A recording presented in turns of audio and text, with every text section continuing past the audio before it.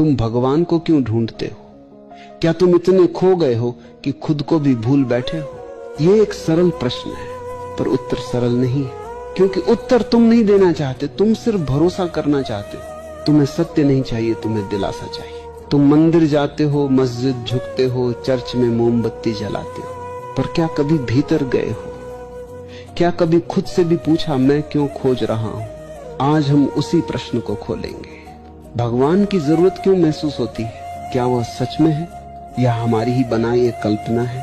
आओ ध्यान से सुनो, न सिर्फ कानों से बल्कि अपनी आत्मा से, क्योंकि ये वाणी नहीं, ये मौन की यात्रा है। ईश्वर मनुष्य की सबसे पुरानी कल्पना है जो डर से पैदा हुई। बचपन से हमें सिखाया गया भगवान देख रहा है, वह तुम्हारे हर कर्म का लेखा जोखा रखता है। अगर तुम गलत करोगे तो नरक मिलेगा, सही करोगे तो स्वर्ग। क्या ये कोई प्रेम है या सिर्फ व्यापार? ध्यान दो, ये एक मानसिक गुलामी है, एक डर का व्यापार।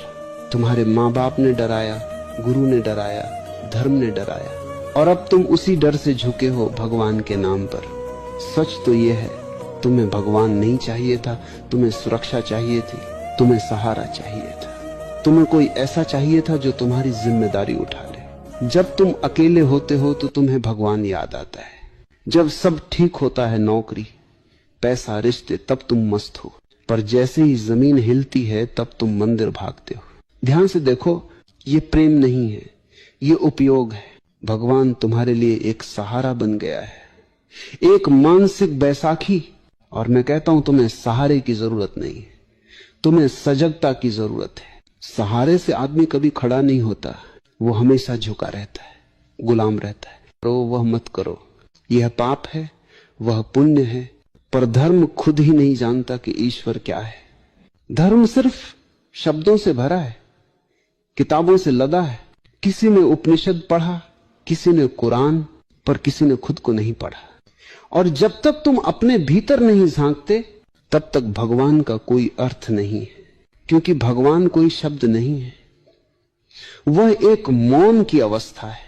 ध्यान कोई क्रिया नहीं, एक उपलब्धि नहीं, यह घटित होता है जब तुम बैठते हो बिना उद्देश्य, बिना आकांक्षा।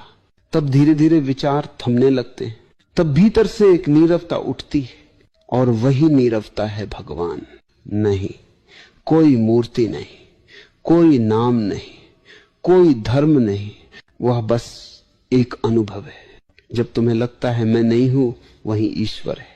भगवान को पूजा से नहीं